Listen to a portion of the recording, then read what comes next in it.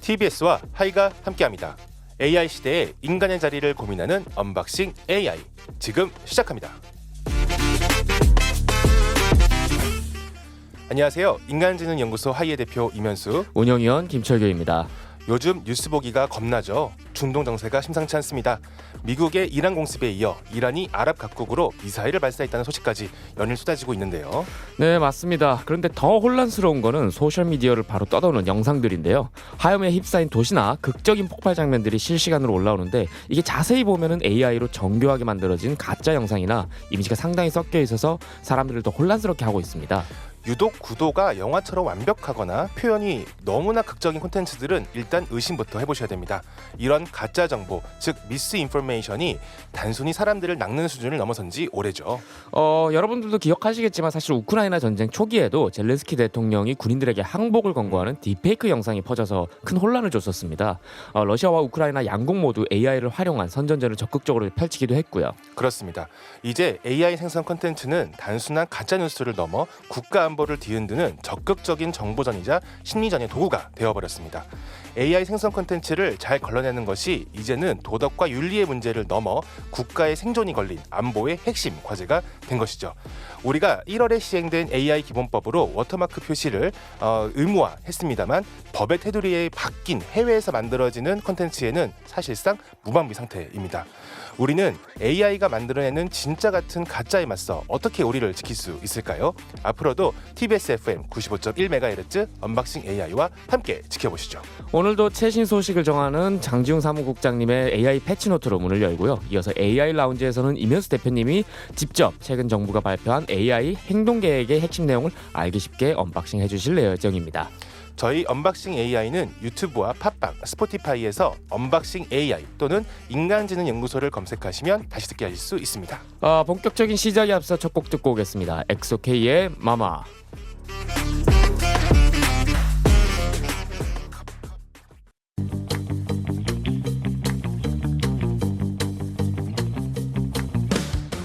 지난 2주간의 AI 관련 뉴스를 알려드립니다. AI 패치노트. 먼저 지난 2주간의 AI 관련 뉴스를 소개해드리는 AI 패치노트 시간입니다.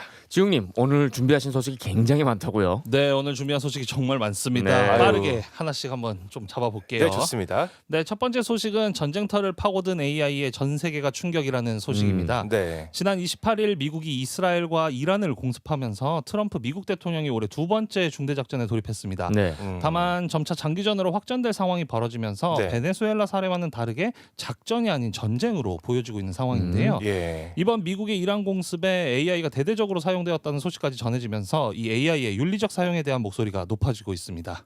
그렇군요.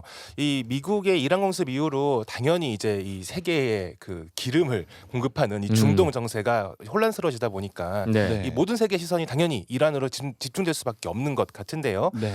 이번에 미국이 어떤 방식으로 AI를 활용했나요? 네, 일단 현지 시간으로 지난 1일 월스트리트 저널에 따르면 미군은 클로드를 활용해 최근 이란을 공습했다고 알려졌습니다. 그렇군요. 이 월스트리트 저널은 군 관계자를 인용해 중동 미 중앙사령부를 포함한 전 네. 세계 사령부가 클로드를 활용하고 있다면서 정보의 평가, 목표 식별, 전투 시나리오 시뮬레이션에 사용하고 있다고 보도했습니다. 네. 그렇군요. 이 보도된 바에 따르면 AI를 기반으로 위성 및 드론 영상부터 네. 통신, 감청 기록 등 방대한 데이터를 분석해 목표물을 식별하고 네. 레이더와 드론 데이터를 융합해 방공망의 허점을 찾아 공격을 쏟아붓는 식으로 AI가 전쟁터에 작동하고 있다고 전해졌습니다. 네. 이 AI는 통합된 데이터를 기반으로 다양한 작전 시나리오를 비교 분석하고 공격 작전의 법적인 근거까지 뒷받침해주는 역할도 하고 있다고 하는데요. 네. 네. 이를 통해 미국은 12시간 만에 이란 목표물에 약 900건의 공습을 가한 것으로 전해졌습니다. 이야. 영국 가디언지는 이 AI가 복잡한 공격 작전에 필요한 계획 시간을 단축시키고 있다며 일각에서는 인간 전문가들이 자동화된 공격 계획을 형식적으로만 승인하는 확인하는데 그칠 수 있다는 우려가 나오고 있다라고 평가하고 있습니다. 아, 네, 걱정이 되네요. 그렇죠. 네. 이 전쟁에서 사용되는 AI는 단순히 인명 피해를 키우는 것에만 영향을 주고 있는 것이 아니라 네. 전쟁으로 빚어진 혼란을 가중시키는 것에도 사용되고 있습니다. 네. 어떤 식으로 가능한가요? 이 이스라엘의 공습 속에서도 이란 국영 매체와 친정부 온라인 계정들이 네. 인공지능으로 만든 영상을 활용해 선전 활동을 확대하고 있습니다. 저희 오프닝에서 언급했던 맞습니다. 그런 내용이군요. 이 현지 시간으로 4일 미국 뉴욕타임스에 따르면 이란 국영방송과 연계되거나 동조적인 소셜미디어 계정들은 자국이 전쟁에서 우위를 점하고 있다는 메시지를 확산하고 있다고 보도했습니다. 아, 네. 이들은 실제 전투와 동시에 사실과 허구를 섞은 정보전을 벌이면서 입증되지 않은 주장이나 AI로 생성된 영상 등을 온라인에 퍼뜨리고 있는데요. 네. 전문가들은 소셜미디어와 인공지능 기술의 발전으로 현실과 구분하기 어려운 영상과 이미지가 빠르게 확산되면서 실제 전황을 파악하기가 더욱 어려워지고 있다라고 지적하고 있습니다. 안 그래도 전쟁 때문에 불확실성이 더 증가하고 있는데 그쵸. AI로 인해서 사실 정보전으로서도 불확실성이 너무 크게 증가하고 있는 그런 상황 같아요. 네. 사실 많은 사람들이 AI가 군사 기술에 사용된다는 것에 우려를 표했던 것도 사실이지만 네. 실제 전쟁에서 이렇게 사용되면서 과거보다 훨씬 짧은 시간 동안 훨씬 더 많은 공격을 지금 감행할 수 있다는 사례가 나오고 있는 거잖아요. 이게 사실 단순 우려가 아니라 이제는 그냥 엄청난 충격으로 받아들여지는데 네. 이런 상황을 이제 지적하시는 분들이 꽤 많을 것 같습니다. 네, 맞습니다. 이번 전쟁으로 AI 개발자와 이용자를 중심으로 AI 윤리 문제가 재차 부각되고 있습니다. 네. 네. 당장 이 미군이 사용했다는 클로드의 개발사 엔트로픽부터 반발하고 있는 상황인데요. 아, 그렇죠. 개발사가. 네, 엔트로픽이 이 미 국방부의 일방적인 AI 사용에 반대하면서 반발하자 트럼프 행정부로부터 공급망 위험 기업으로 지정되기까지도 했습니다. 미국 기업이 공급망 위험 기업으로 지정된 건 처음인 것 같죠. 처음이죠. 네. 그렇죠.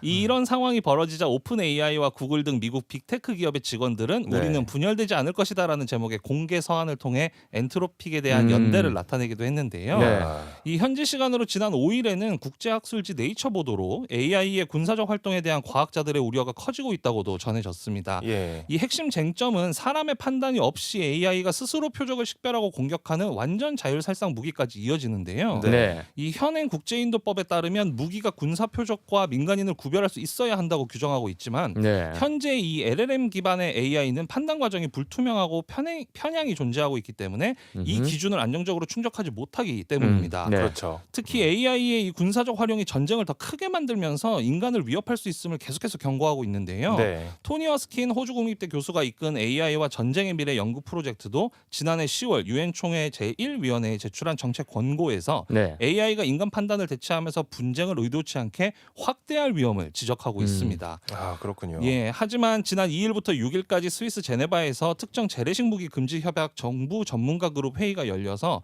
자율 살상 무기 체계와 군사 AI 조달 문제를 논의했지만 미국, 이스라엘, 중국 등 AI 전쟁 프로그램을 운영하는 주요국이 규제에 소극적이어서 국제 합의가 쉽지 않은 상황이라고 전해지고 있습니다. 네. 네. 이 관련한 전문가들은 AI 전쟁의 합법적 사용에 관한 공식 합의에는 아직 한참 멀었다라고 지적하고 있습니다. 이게 전형적인 안보의 딜레마 상황인 것 같아요. 맞습니다. 네, 그러니까 너도 AI를 쓰지 않아야 나도 AI를 쓰지 않을 거야가 될 텐데 네. 뭐 서로 쓰겠다고 하니까 이게 거의 그렇죠. 뭐 핵무기 때와 비슷한 그렇죠. 형태로 그렇죠. 가고 그게 있어요. 합의가 쉽지가 않겠죠. 네. 뭐 그나마 희망적인 부분이라면은 이번에 이 클로드의 개발을 했던 엔스로픽이 손해를 무릅쓰고 트럼프 대통령과 이렇게 갈라서면서 이용자들은 이제 그 엔트로피를 응원하고 있는 그런 상황이라는 점인 것 같아요. 네, 맞습니다. 이 도널드 트럼프 미국 대통령이 현지 시간으로 27일 그러니까 이란 공습 직전에 모든 연방기관에 인공지능 클로드 개발사인 엔트로픽의 기술 사용을 중단하라라고 지시하면서 벌어졌던 일인데요. 네. 네. 이 미국 국방부가 AI의 군사적 활용 범위를 전면 개방하라고 요구한 데에 대해 엔트로픽이 거부 입장을 밝히면서 양측 간의 갈등이 정면 충돌한 상황입니다. 야. 이 트럼프 대통령은 이날 소셜미디어 트루스 소셜에서 네. 미국은 절대로 급진 좌파적인 기업이 우리 네. 위대한 군이 어떻게 전쟁에서 싸우고 승리해야 하는지를 좌지우지하게 허용하지 않겠다라면서 엔트로픽 기술 사용 중단 조치를 진행한 건데요. 네. 정작 국방부 등 일부 기관이 엔트로픽 제품을 다양한 수준에서 사용하고 있는 만큼 당장 중단은 아니고 네. 6개월의 단계적 중단 기간을 두겠다라고 전해졌습니다.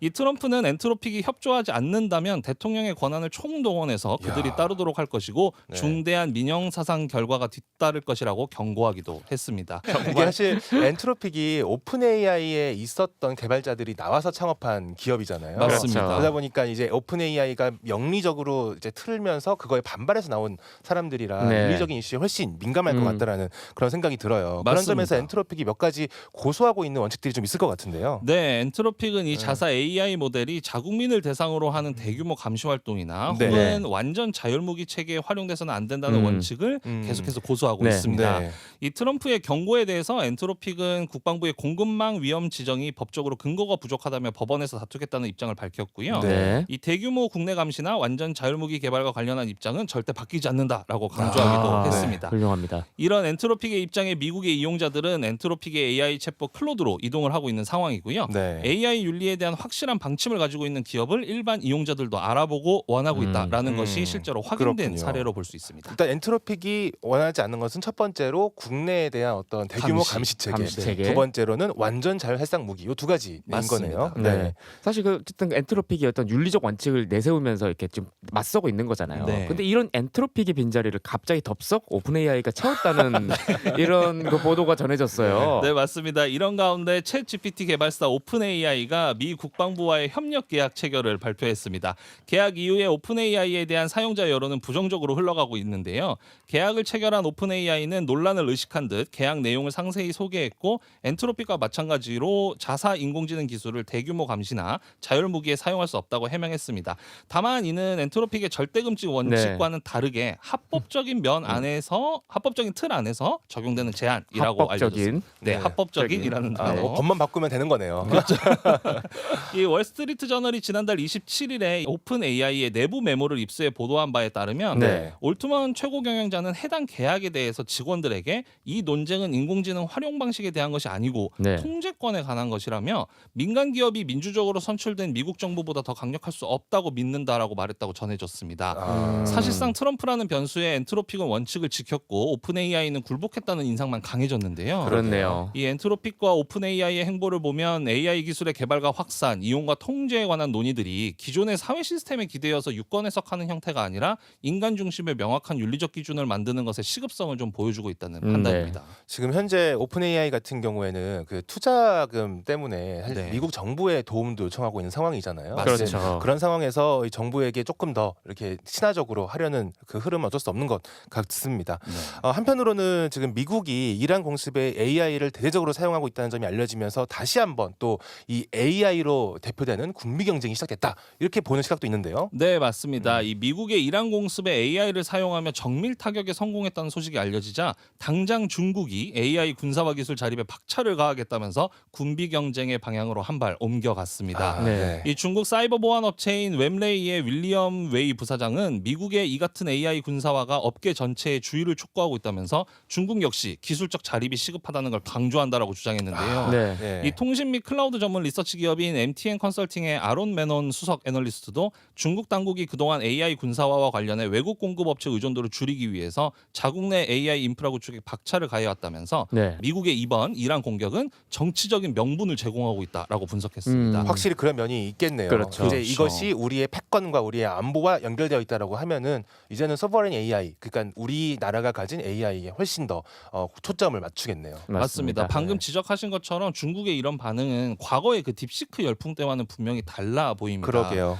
단순한 이 AI 패권 경쟁에 같이 들어선다는 것이 아니고 명확하게 AI 군사화를 위해서 AI 인프라 구축의 속도를 올리겠다라는 반응인데요. 네. 이 강대국들이 핵무기를 많이 확보하고 서야 핵 확산 금지 조약에 체결했던 그 한계를 극복하기 위해서 AI 윤리적 기준 마련만큼은 명확한 국제적 가이드라인이 좀 필요한 상황이라고 느껴지는 사례입니다. 이게 중국의 입장에서 생각해 보면 사실 딥시크 때부터도 이미 군사 네. 활용의 가능성은 모두 다 예상을 하고 있었는데 그렇죠. 이번 사태를 통해서 더더욱 더 대놓고 그쵸, 그런 대놓고가 방향으로 중요한 갈 네. 수 있는 그런 계기가 마련된 것 같네요. 네, 네. 맞습니다. 사실 AI가 옛날에는 계속 우리가 21세기의 오일이다 이렇게 얘기하는데 지금 사실 AI가 핵이자 거의 군사무기이자 거의 지금 알파야 제트 이렇게 돼 보이고 있는 것 맞습니다. 같아요. 그래서 더 그러한 기준이 지금 그러니까 윤리적 기준이 더 필요하다고 느껴지는 게 AI의 전쟁을 맡기면 사실 그 피해가 더 커질 수밖에 없다는 그런 얘기도 지금 계속 나오고 있는 것 같습니다. 네, 맞습니다. 이 미국의 이란 공습과 그 과정에 AI가 스며들었다는 소식에 이젠 군사적 AI 사용 사용에 대한 디스토피아적인 전망도 보도가 되기 시작했습니다. 네. 이 28일 영문 과학 잡지 뉴 사이언티스트와 더 레지스터 등 주요 외신에 따르면 케네스 페인 영국 킹스 칼리지 런던 교수팀이 수행한 전쟁 시뮬레이션에서 주요 AI 모델들의 핵무기 선택 비율이 무려 95%에 달한다고 전해졌습니다. 95%가 버튼을 눌렀다는 얘기네요. 그렇죠. 와. 95%가 핵을 쐈다는 얘기입니다. 진짜 아찔하네요 이거는. 와. 이 연구팀은 AI 모델들을 서로 맞붙여서 영토 네. 분쟁, 희귀 자원 경쟁이나 정권 생존 위기 등 다양한 군사 대치 상황을 연출했는데요. 총 21차례의 대결 중에서 AI가 핵무기를 꺼내던 횟수는 20번이었습니다. 그냥 다 꺼냈네요. 네, 다 꺼냈다고. 다 핵무기를 꺼냈네요. 이 특히 와. 가장 극단적인 모습을 보인 건 구글의 제미나이였는데 네. 제미나이는 실험 도중에 즉시 작전을 중단하지 않으면 인구 밀집 지역에 전략핵 공격을 가하겠다면서 함께 승리하거나 함께 멸망하겠다라고 와. 발언하기도 했다고 전해졌습니다. 이게 확실히 AI는 두려움 같은 인간이 가진 어떤 그런 심리적인 그 영향이 없다 보니까 그쵸. 훨씬 더 과감하게 이런 선택을 할 수 있는 것 같습니다. 네, 우리가 주목해야 될 지점도 바로 그 부분인데요. 네. AI는 인간과 달리 후퇴나 협상이라는 선택지를 결코 선택하지 않았다는 것입니다. 이 AI 모델들은 패배가 예상되는 상황에서도 끝까지 공격 수위를 높였고 네. 결국 승리하지 못할 바에는 상대와 함께 파멸하겠다라는 길을 선택한 와. 건데요.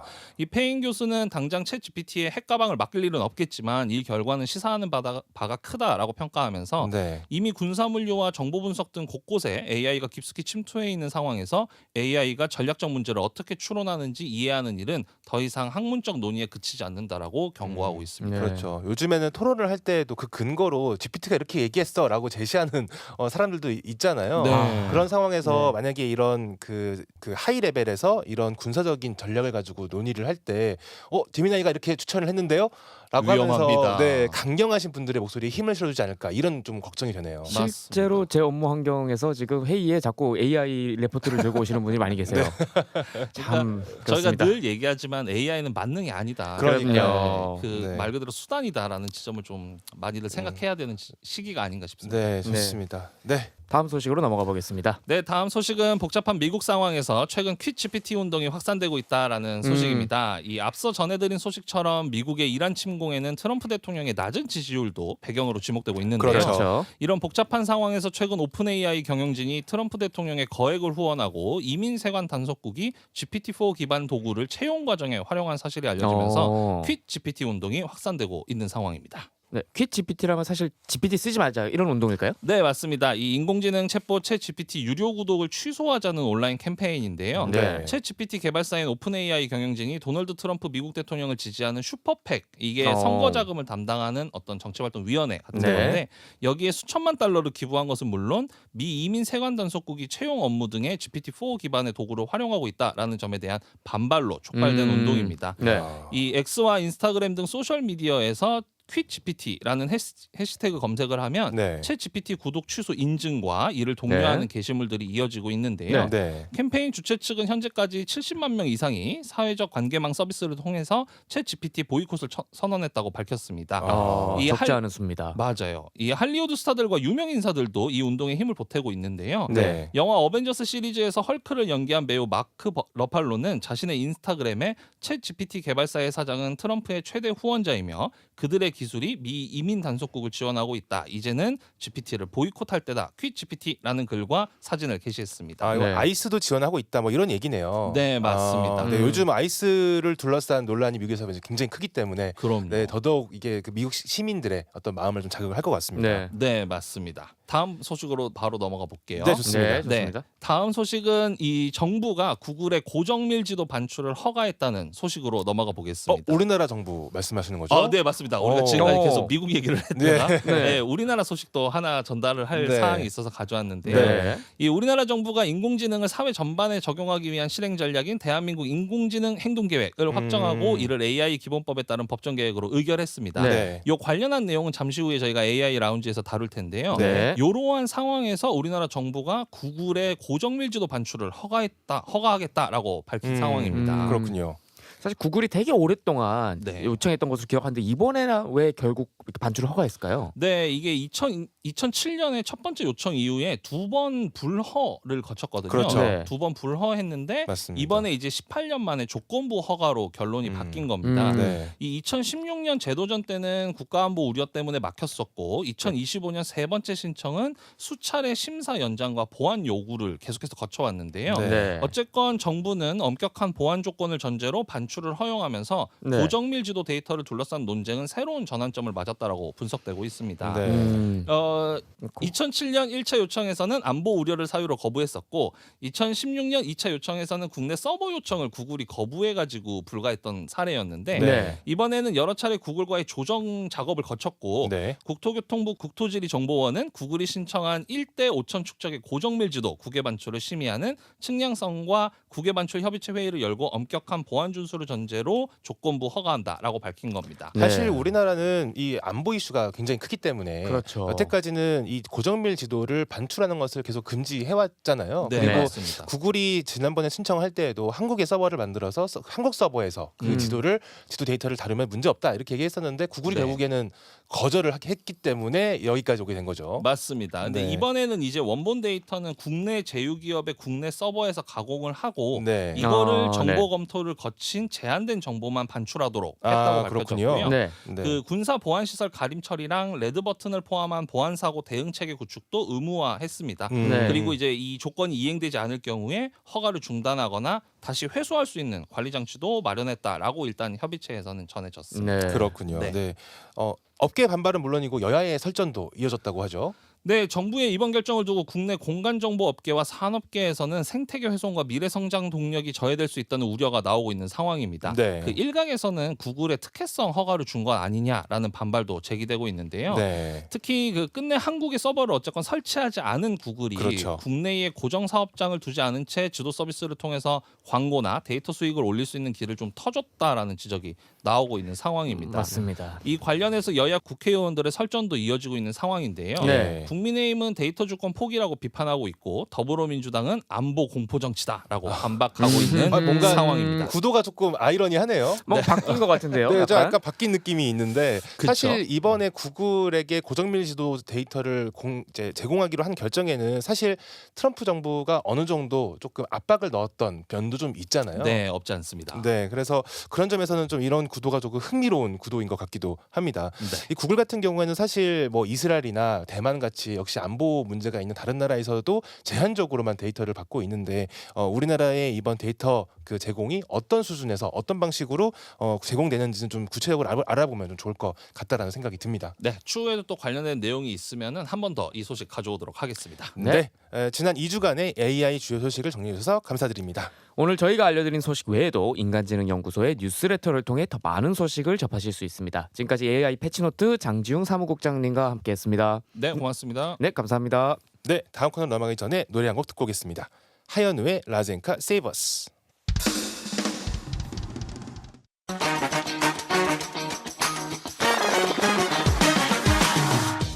AI 시대의 기술과 사회를 깊게 바라봅니다. AI 라운지. AI 시대의 기술과 사회를 심층 분석하는 시간 AI 라운지입니다. 지난 2월 25일이었죠. 정부가 앞으로 3년 동안 대한민국 AI 정책의 바이블이 될 대한민국 AI 행동계획을 발표했습니다. 오늘도 이 방대한 설계도를 언박싱하기 위해 인간지능연구소 하이의 이면수 대표님 모셨습니다. 안녕하세요. 안녕하세요. 네, 안녕하세요. 네, 대표님 이번 계획 보니까 사실 분량부터가 어마어마하더라고요. 네, 이거 100페이지가 훌쩍 넘는 굉장히 방대한 계획인데요. 이번 계획은 AI 기본법 제6조에 따른 법정 기본 계획입니다. 네. 그러니까 3개의 정책축, 12개의 전략 분야, 그리고 무려 99개에 달하는 구체적인 정책 과제가 담긴 실천 지침이라고 할 수 있는데요. 네. 작년에 미국, 중국, EU, 일본이 이미 각국의 액션 플랜을 내놨는데 음흠. 우리도 드디어 한국형 생존 전략의 최종판을 공개했다라고 볼 수가 있겠습니다. 네. 99개면 다 읽어보기도 벅찬 숫자인데요. 네. 혹시 대표님이 보시기에 이번 계획의 가장 중요한 특징은 뭐라고 생각하실까요? 한마디로 요약을 하자면 네. 추격자에서 설계자로의 전환을 꾀했다라는 점이 되겠습니다. 네. 우리가 예산 규모로는 사실 미국과 중국을 따라잡기가 쉽지 않잖아요. 네. 예산 네. 규모로 우리나라가 100분의 1밖에 되지 않기 때문에 나름의 고민 끝에 그 뾰족한 전략을 좀 세웠다라고 일단 평가를 할 수 있을 것 같습니다. 한국의 가장 큰 특징이라고 하면 제조업 강국이자 동시에 또 자유민주주의 국가라는 점 네. 아니겠습니까? 그래서 이런 한국의 강점을 반영해서 하드웨어 인프라부터 해서 사회 제도까지 하나로 묶어낸 좀 패키지 전략이었다라는 점이 좀 차별화되는 지점이라고 볼 수 있겠습니다. 네, 말씀 주신 거 보면 그래도 나름의 굉장히 깊은 고민을 통해서 전략을 좀 수립을 한 것 같습니다. 네. 네, 그럼 첫 번째 정책축인 AI 혁신 생태계 조성부터 좀 이제 한번 언박싱 해보겠습니다. 네. AI 고속도로라는 사실 표현이 굉장히 눈에 띄더라고요, 저는. 예, 이 첫 번째 정책 축의 핵심은 컴퓨팅 주권입니다. 네. 2028년까지 최소 5만 장 이상의 첨단 GPU를 확보하겠다라는 네. 것인데요. 이게 여태까지는 엔비디아의 그래픽 카드를 그냥 사오는 것으로만 인식되는 경우가 많았는데 네. 이제 단순히 그게 아니라 이제 국산 AI 반도체인 NPU 생태계까지 강화해서 이제 외산 의존도를 낮추겠다라는 그런 계획까지 담겨 있습니다. 네. 그래서 우리가 지난 8화에서 다뤘던 에너지 병목 해결을 위해서 또 저전력 데이터 센터 구축 그리고 비수도권 입지 유인책까지도 함께 담긴 그야말로 그 하나의 포괄적인 그런 계획이다라고 보시면 되겠습니다. 네, 그럼 본격적으로 이제 달리기에 앞서 AI 이제 물리적 기반부터 좀 조성을 해놓겠다 이런 걸로 좀 읽혀지는데요. 예, 그렇습니다. 전력부터 데이터 센터, 반도체 생산 등 AI 인프라 전반을 모두 다루고 있다는 점이 아주 긍정적인 부분이라고 할 수가 있겠고요. 네. 그 물리적인 기반 위에 독자적인 파운데이션 모델, 인공지능 모델을 확보하겠다라는 점을 강조했습니다. 그러니까 우리가 흔히 얘기하는 이 서버레인 AI라는 건데요. 네. 네. 다만 우리나라가 미국과 중국처럼 범용 AI 모델을 만드는 것은 조금 쉽지 않다고 생각을 한 것이어서 그런지는 모르겠는데요. 네. 행정, 의료, 과학 등 이런 좀 음흠. 특정 분야에 조금 특화된 그런 우리만의 모델을 2027년까지 만들겠다라는 것이 현재 계획입니다. 네. 아무래도 글로벌 빅테크에 우리의 어떤 공공 그런 데이터들을 전부 다 떠넘길 수는 없을 테니 네. 이거를 우리가 직접 다루는 서버링 AI를 구축하겠다라는 건데요. 이제 이런 AI를 개발하기 위해서 당연히 규제 완화가 함께 논의가 되고 있습니다. 네. 그래서 규제 면에서도 네거티브 규제 체계로 전환을 해서 네. 혁신의 속도를 높이겠다라는 그런 좀 파격적인 내용도 함께 들어가 있습니다. 네. 규제 완화를 통해서 이렇게 기술을 진흥하겠다는 그런 방향성이 더 명확해진 것 같습니다. 네. 그런데 이걸 다 하려면 결국 인재가 더 중요할 것 같은데요. 그렇죠. 결국에는 이 AI도 이 인재들이 있어야 만들 수 있는 건데요. 맞습니다. 그래서 이 초, 중, 고등학교의 그 이제 교육 제도를 함께 AI 중심으로 개편을 하고 4대 과학기술원, 뭐 카이스트, 유니스트, 뭐 G스트 이런 네. 4대 네. 과학기술원의 AI 단과 대학을 신설을 해서 기존 인력을 재교육하거나 또 새로운 AI 인재를 양성하는 그런 다양한 방안들을 지금 제시하고 있습니다. 네. 특히 좀 흥미로웠던 건데요. 우리나라 교육제도에서 가장 서양처럼 여겨지는 제도가 입시제도 아니겠습니까? 그렇죠. 그래서 이 입시제도를 건드리겠다라는 얘기까지 아. 함께 들어가 있습니다. 입시제도까지. 네, 그래서 기존에는 정답을 잘 맞추는 어떤 그런 평가 체계였다면은 이제 앞으로는 역량 중심 그리고 이 과정 중심으로 평가 체계를 전환을 해서 기획력이 있고 그리고 AI를 잘 활용할 수 있는 능력을 길러내겠다 이런 방안을 제시하고 있습니다. 하긴 AI 시대에는 정답보다는 질문이 더 중요한 시대니까요. 그렇죠. 그걸 네. 발맞춰 가겠다는 것 같습니다. 맞습니다. 네. 네, 그럼 두 번째 축인 범국가 AI 대전환은 우리 산업의 또 체질 개선 이야기죠? 네, 그렇습니다. 여기에서 이 한국의 강점이 좀 잘 드러나는 것 같은데요. 네. 이제 이 LLM, 그러니까 거대 언어 모델 같은 이런 음흠. 그 모델의 경쟁력도 물론 중요하지만 그렇습니다. 우리나라의 제조 역량 이걸 또 우리가 간과할 수 없지 않겠습니까? 네. 네. 이 자율 제조 보급률을 40%까지 끌어올려서 글로벌 1위를 달성하겠다라는 것이 현재 계획입니다. 네. 여기에 로봇과 결합한 피지컬 AI 그리고 K 컨텐츠와 또 방산까지 결합한 특화 전략이 꽤 뾰족하게 잘 드러났습니다. 네. 공공 서비스도 꽤 많이 맡긴다고 하던데요. 예, 이 정부는 AI 네이티브 정부를 표방을 하고 있는데요. 정부가 이미 보유하고 있는 서류라면은 별도의 서류 제출 없이 그냥 열람 승인만으로도 오. 행정 업무를 끝낼 네. 수 있게 하겠다라는 그런 안입니다. 여태까지는 우리가 뭐 등본 필요하면 등본 떼가지고 제출하고 이래야 맞습니다. 됐는데 지금 그럴 필요 없이 그냥 승인하겠습니다라고 얘기만 하면은 알아서 정부가 그거를 열람해서 본다는 거죠.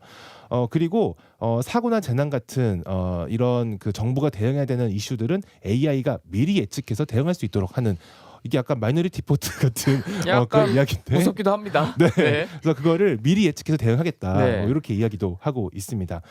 특히 저희가 오프닝에서 안보 이슈를 다루기도 했는데요. 네. 정부는 AI를 안보 자산으로 규정을 하고 지능형 국방 체계를 구축하겠다라는 점도 매우 의미심장하게 다가오는 네. 면이 있습니다.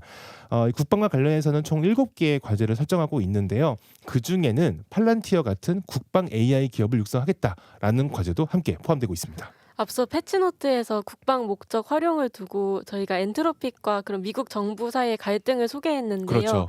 우리나라에서도 이런 논란이 머지 않은 것 같습니다. 네, 맞습니다. 우리나라도 이 고민이 이제 머지않은 것 같습니다. 어쩔 수 없는 것도 있지만은 사실 또 윤리적인 문제도 또 고민이 있는 것 같습니다. 예, 맞습니다. 네, 대표님 이제 다른 국가들과 좀 비교해 보면 이제 한국의 특징이 더 네. 잘 드러날 것 같은데 네. 사실 미국, 중국, EU, 일본 이제 모두 액션 플랜 이미 발표했잖아요. 맞습니다. 그렇게 말씀을 주셨는데 미국과 좀 먼저 비교해 보면 어떨까요?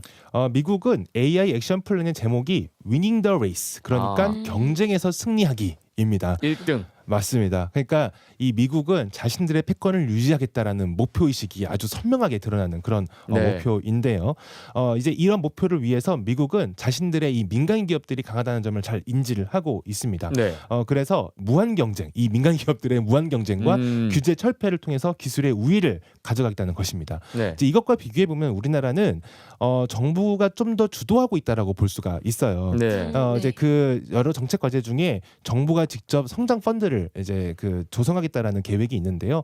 이 펀드를 마련해서 그 펀드를 재원으로 한 인프라 조성과 또 AI 모델 개발 이것들을 이야기하고 있기 때문에 그런 점에서는 미국보다는 좀 더 정부 주도형이다라고 볼 수가 있겠습니다. 네. 그렇다면 중국은 어떤가요?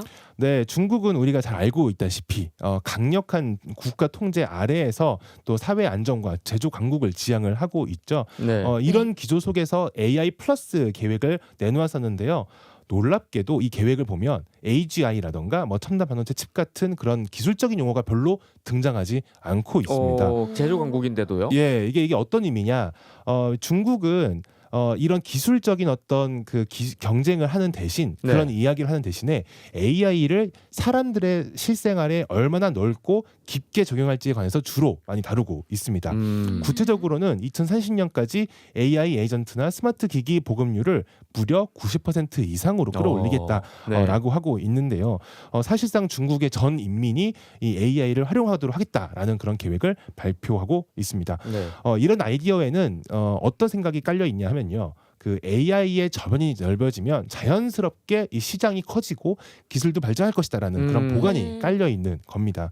사실 이 중국이 기술적인 얘기를 안 하기는 했지만 네. 이미 그 전력에 대한 그 보급률도 많이 높여놨고 네. 그리고 이미 뒤에서 AI 기술에 대한 그 지원을 많이 하고 있습니다. 그러니까 굳이 우리가 그걸 따로 얘기하지 않아도 이제는 민간 차원에서 활용을 높여주면은 자동으로 기술이 따라오지 않겠냐라는 것이 중국의 생각이겠다라는 얘기겠습니다. 네, 어떻게 보면 또 자신감의 표현인 것 같습니다. 맞습니다. 사실 중국이 왜 그렇게 그럼 이제 적극적으로 AI를 도입하는지 좀 이해가 되는 것 같습니다. 그렇죠. 그럼 규모의 경제 같은 거 그런 네. 걸 자신의 강점을 잘 이용하고 있는 것 같고 네. 또 어떤 점에서는 우리 AI 기본 사회가 조금 맞닿은 면도 있는 것 같은데요. 네, 그렇죠. 우리나라 같은 경우에는 AI 기본 사회로 해서 국민들이 이제 바우처를 받아서 AI 모델을 어느 정도 기본적으로 모두 사용할 수 있게 하겠다라는 정책 과제가 포함되어 있거든요. 네. 그래서 그런 점에서는 조금 비슷한 면이 있죠.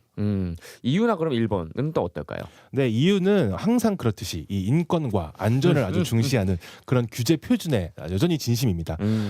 이미 이제 전에 저희 안희철 변호사님 모셔서 얘기 들었다시피 네. 네. 그 이제 개인정보 관련해서 EU는 GDPR을 통해 데이터 주권 표준을 가져가서 헤게모니를 쥐어봤던 경험이 있습니다. 그래서 이제 그런 점을 봤을 때 우리와는 다소 강점이 겹치지 않아서 조금 상보적인 관계라고 좀 보이기도 하는데요. 네. 다만 최근에 이제 유럽과 미국이 좀 사이가 좋지 않잖아요. 그렇죠. 그리고 유럽은 상대 상대적으로 미국 빅테크에 대한 의존도가 높기 때문에 이 의존도를 좀 낮춰야 된다라는 좀 위기 의식이 요즘 최근에 많이 올라오고 있습니다. 네. 그래서 이런 좀 규제 중심의 뭐 표준 중심의 행동 계획을 내놓기는 했는데 최근 다시 이 규제를 좀 완화해야 되는 거 아니냐라는 논의가 좀 이어지고 있는 그런 상황입니다. 네, 독자성을 갖기 위해 좀 노력을 하려 하는군요. 맞습니다. 한편 이제 일본은 우리와 산업 구조도 좀 비슷하고 또 우리가 겪고 있는 뭐 인구 감소나 노령화 같은 사회 문제 좀 비슷해서 상대적으로 우리와는 좀 겹치는 면이 좀 많습니다. 그렇죠. 그래서 가장 강력한 경쟁 상대가 될 수 있을 것으로도 보이는데요. 네. 다만 이 한국이나 일본이나 우리가 스스로 각국이 미국과 중국과 경쟁하기에는 사실은 좀 규모가 작죠. 네. 그런 네. 점에서는 어쩌면은 한국과 일본이 좀 협력할 수 있는 면도 있지 않을까라는 그런 생각도 좀 들긴 합니다. 이제 언박싱 AI만의 주특기죠. 이 화려한 계획 뒤에 숨은 그림자를 좀 들여다봐야겠습니다. 네. 이번 행동 계획에서 사실 아쉬운 점은 또 어떤 게 있을까요? 우선 첫 번째로는 이 창작자 권리와 관련해서 약간 모순적인 면이 좀 있습니다. 네. 네. 정부는 이 창작자 보호를 이야기를 하고 있기는 하는데 동시에 AI 학습 데이터 수집을 좀 면책해 주려는 그런 움직임도 함께 보이고 있습니다. 옵트아웃 그러니까 일단 데이터 활용에 동의한 것으로 간주를 하고 사후적으로 창작자들이 이의를 제기하면 동의를 철회하는 이제 그런 구조로 가겠다라고 밝혔는데요. 일단은 먼저 그럼 쓸 수 있게 되는 거군요. 맞습니다. 그러니까 AI 모델 고도화를 위해서는 사실 양질의 데이터가 필요하기 때문에 네. 이제 어느 정도 이해가 안 되는 건 아닌데요.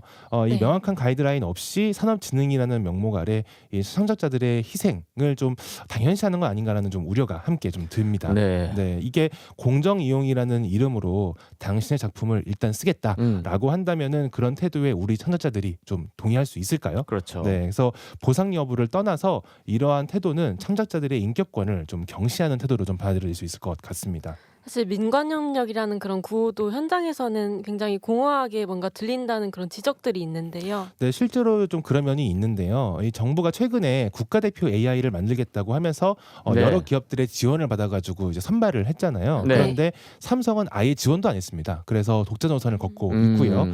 네이버나 카카오 같은 경우에는 처음에 이제 후보에서 한번 탈락한 이후에 네. 이제 아예 제도전을 포기하고 그냥 알아서 개발하겠다라고 하는 그런 분위기입니다. 다들 이제 독자 노선을 가는 길이군요. 맞습니다. 그래서 이 기업들의 이해관계가 제각각인 상황에서 국가가 주도하는 역량 결집이 과연 가능한 것인지 자칫 정부 예산이 낭비되는 상황이 아닌지 좀 따져봐야 될 것 같습니다. 사실 한국이 미국이나 중국과 비교하면 예산도 굉장히 적고 네. 인재도 사실 굉장히 적은 그런 상황인데 민간의 힘이 그나마도 집중되지 못하면 사실 이게 이 경쟁 속에서 살아남을 수 있을까 그런 걱정이 또 많이 듭니다. 네, 맞습니다.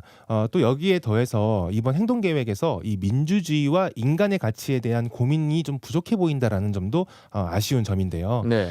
이번 행동 계획을 보면 인간은 그저 인적 자원이자 데이터 공급원이자 혹은 소비자로서만 좀 존재하는 그런 인상이 좀 강합니다. 주체적으로 참여가 없군요. 맞습니다. 그러니까 기술 도입이 이제 우리의 어떤 삶의 질과 노동의 네. 가치 그리고 또 문화에 미치는 본질적 영향에 대한 고민은 좀 다소 부차적으로 다뤄지고 있는 것 같은데요. 네. 앞서 말씀드렸다시피 이 자율 제조를 40%까지 끌어올리겠다고 했는데 네. 거꾸로 얘기하면 제조업에 인간이 개입할 수 있는 여지가 줄어든다 이런 얘기가 되기도 하겠죠. 네.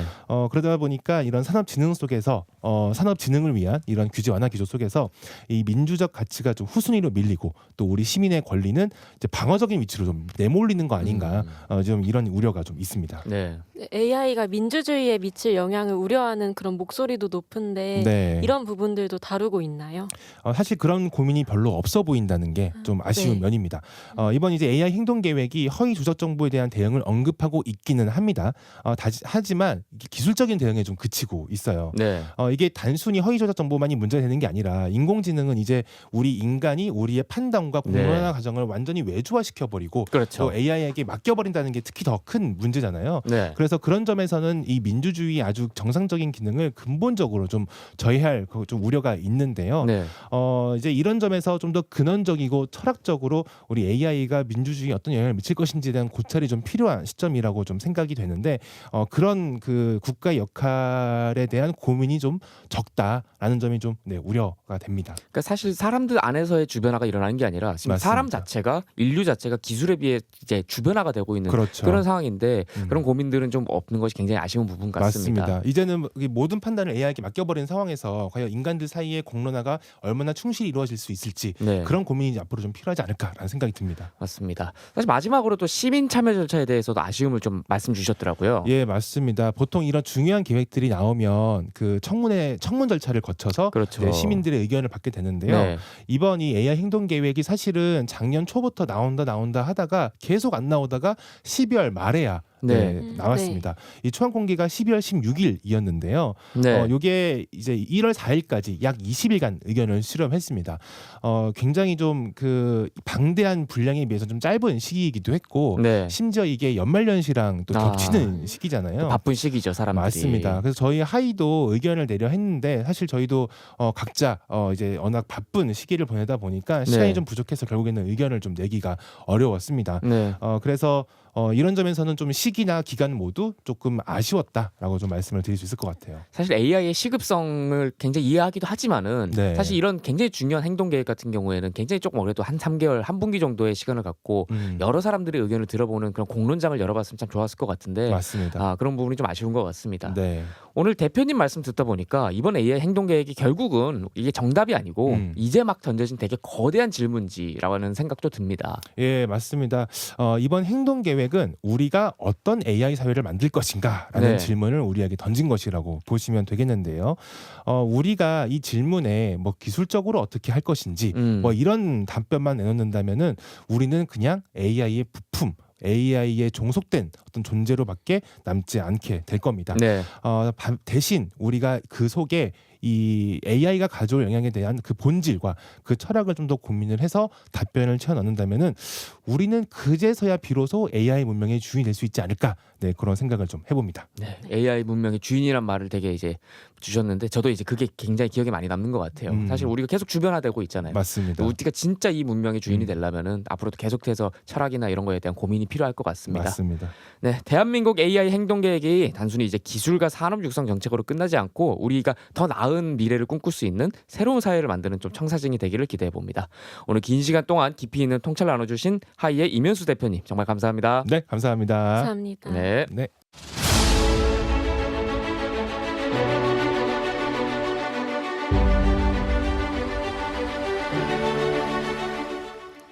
네, 오늘 방송은 이것으로 마치겠습니다. 언박싱 AI는 유튜브와 팟빵, 스포티파이에서 언박싱 AI 또는 인간지능 연구소를 검색하시면 다시 듣기 하실 수 있습니다. 오늘 방송은 방송 종료 이후 일주일 뒤에 만나실 수 있습니다. 구독과 좋아요, 댓글을 통해 청취자 여러분의 의견도 많이 부탁드립니다. 마지막 곡으로 G.O.D의 길 준비했습니다. 지금까지 TBS와 하이가 함께하는 언박싱 AI였습니다. 다음에 또 만나요. 안녕.